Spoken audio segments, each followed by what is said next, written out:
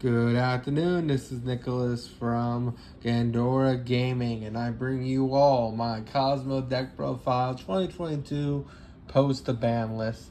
I'm super happy to say the Cosmos are a winner for once in the ban list.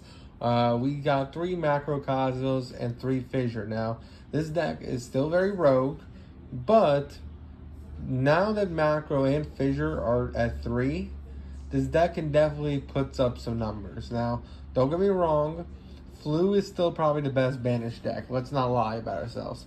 But if you wanted something that was a lot more fun, a lot more space themed, and can probably do just as well with Macro on field, well then Cosmos is your deck.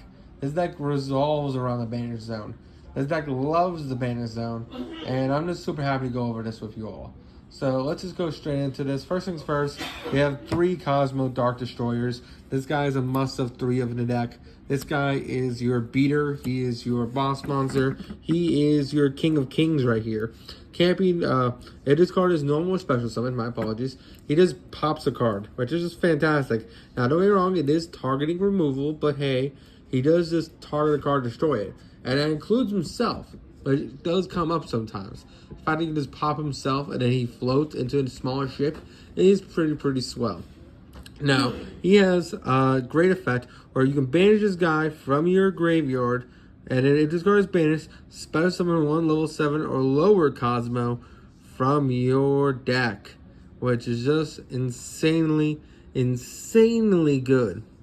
Basically, this guy just says, hey, let's just get yourself a level 7 or lower Kozmo. Let's just fucking do it. This guy is a house. Also, I forgot to mention the most important part. He can't be targeted on a field with card effects. Yeah, basically this guy is just like immune to shit, which is also pretty good. And yeah, this guy is a house.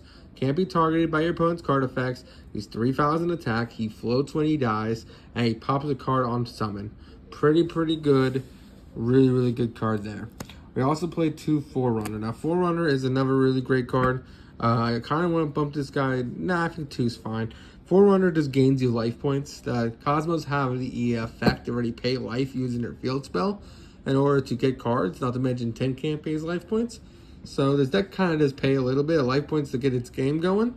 But Forerunner just says, hey, gain 1,000 life points during the standby phase, which can also be timed around against your opponent, which is pretty swell. This card is just really good in general. Not to mention, it also cannot be targeted by your opponent's card effects, which is also really good. So as a 2800 beat stick, that's pretty swell. And when it dies, it can float into a level 6 or lower Cosmos, which is pretty swell indeed. Now, what is our level 6 or lower Cosmos? Well, that is Slip Rider. Slip Rider is our other ship that we play as 2 of. This guy is, when it can't be normal special summoned, well, when it is, my apologies, not if it can't, it just can.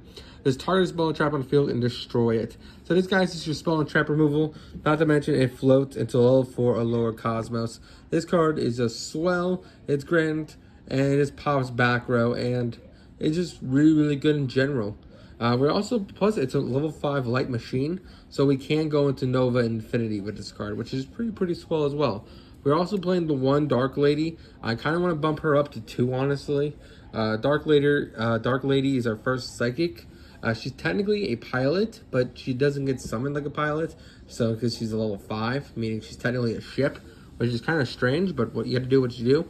But first things first, quick effect, you can banish this card, special summon a level 6 or higher Cosmo from your deck to your hand. So that's why she's a ship. She's a pilot and a ship at the same time. It's really strange. She has the levels of a ship, but she has the effect of pilot.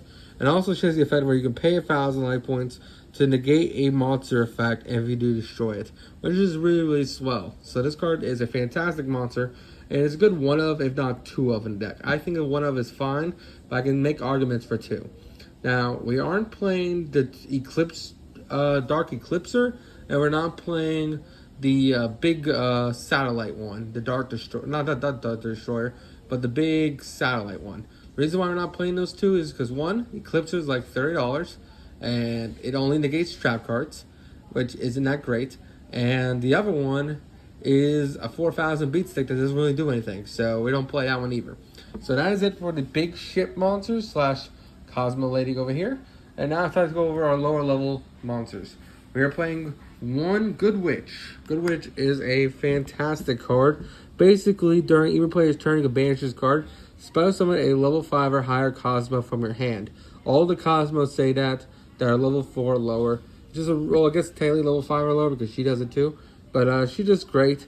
It just allows you to go into your bigger Cosmos. So you can special summon stuff on your opponent's turn, having some really good interruptions. She also has an effect where once per turn, you can pay 500 life points, target one monster your opponent controls, and change it to face down defense position. So she is Book of Moon, which is pretty swell indeed. We're also playing 2 Farm Girl. Farm Girl is also a fantastic card in this deck, where she's basically the Luke. I haven't really mentioned this, but of course this is Star Wars and Wizards of Oz combined. So the ships are obviously the ships from Star Wars. We have the Dark Destroyer. We have what's it called? The Millennium Falcon. We have Slip Rider, which is like a rebel ship. And then, of course, we have Dark Lady, who's Darth Vader. Here we have Obi-Wan Kenobi. And then we, of course, have either Han Solo or Luke. It's kind of a mix of both, honestly. It's kind of strange. But Farm Girl is really good as a 2-of. During your player's turn, you can just banishes her and spend some level 4 or higher Kozmo from your hand. And basically, she has the effect where if this card inflicts damage from your opponent, you can just pay 500, add a Kozmo from your deck to hand. So that part is really good because you can go 1,500 into a monster, do some damage, or 1,500 directly, do some damage, then spend some of the Kozmo, add a Kozmo to hand, then tag out into it, which is pretty solid. Then we also play the 1 Wicked Witch. Wicked Witch is another fantastic card. It's a level 4. This is Dark Maul counterpart. During your player's turn, of course, you can spell summon a level 5 or higher Kozmo. But it also has an effect where you can pay 1,000 life points. During your player's turn, this card cannot be destroyed at battle or card effects this turn, which is pretty swell. It's just a really cool beat stick that allows you to stay on board. Not to mention, it is a 1900, so it can clear a lot of normal summon bunguses. Really good card there. We're also playing 1 Kozmo Sword Trooper. Sword Trooper is our clone troopers or stormtroopers in this case. They're like the monkeys in Wizard of Oz. But basically, during either player's turn, you can banish this card, special summon a level 4 or higher Kozmo from your deck to hand, which is pretty swell. And then he has the once per turn, pay 1,000 life points, target a second monster in the grave, special summon it. So it has a cool back to front effect, which is really good. And then finally, we play 1 Straw Man, because Straw Man's the opposite. He does the same thing, he special summon level 3 or higher Cosmos from the hand. But he has the effect where you can pay 500, target 1 banished Kozmo, and then special summon it. I honestly want to bump him up to 2, if not 3, and take out Solar Troopers, just because we play 3 Macro and 3 Deep Fissure now. Just because we can have access to the Banish Zone so easily now, we don't necessarily need cards like Back to the Front anymore, which is pretty swell. And then finally, for our last monster and our last pilot, we are playing 3 Tin Can, the best card to special summon off E-Telly. This card is fantastic. It has 2 really good effects. One, it special summons any Kozmo from the hand, which is great. But then it also has the effect where basically, during the end phase of the turn, you can pay 500, reveal 3 Kozmo cards with different names from your hand, and then your opponent randomly picks one out of your hand, and the rest gets sent to grave. But if you have Macro Deep Fissure on field, they don't get to sit to grave, they get sent to the banish, which is pretty swell. So that is it for the monsters. Not that many compared to most of the control. I guess it's a lot compared to most control decks, but that's really cool.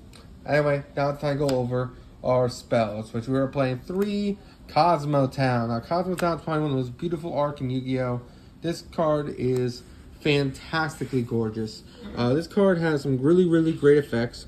But once a turn, you can target one of your banished Kozmo monsters, return it to hand, and if you do, lose life points equal to its original level times 100. So he's level 8, so level 8, you lose 800. I mean, you just lose lower from there. Really good card in there. It also has a effect where once a turn, you can reveal any number of Cosmos in your hand, shuffle them back in the deck, and then draw the same number. So it has a really cool mulligan effect too, which is also great. And then it also has a third effect. When this card is destroyed by card effects, you can add 1 Kozmo card from your deck to your hand, which is also fantastic. So another thing you can do is you summon out Dark Destroyer, pop your Kozmo Town, and then Kozmo Town can add any Kozmo from your deck to hand. which is pretty swell. We're also playing the one Terraforming because we do just want to get to this card.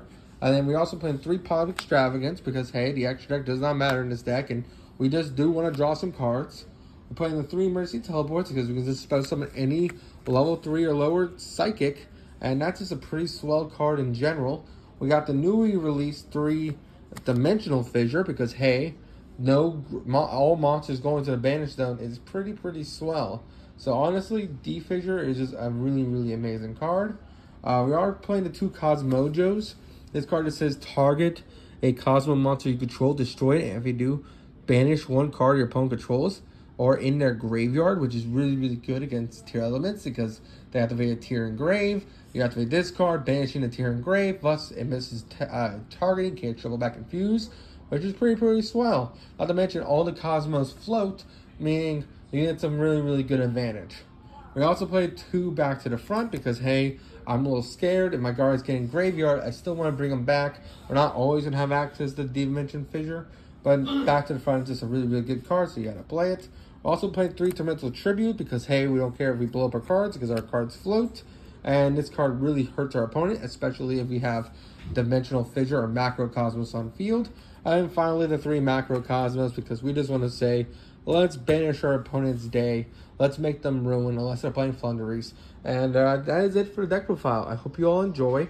Now let's go over the extra deck, which is going to be pretty quick. It's just honestly, it's just generic level 4, level 5, just generic stuff. Alright, so now it's time to go over the extra deck, which I didn't really go over in the last deck profile I did 5 months ago.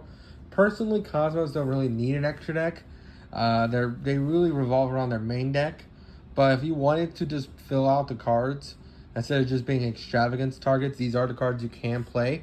We are playing the 1 Divine Arsenal Zeus because this is a heavy XYZ deck.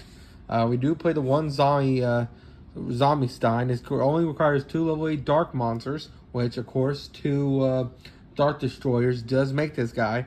And then basically once a turn quick effect, you can detach 1 material from this card, send 1 card from your hand to grave, and target 1 card your opponent controls, changes defense position, and negates effects. Really solid card in general. We're also playing the Dragoblion package, the Hope Harbinger, and of course the number 100 to hit your opponent really hard.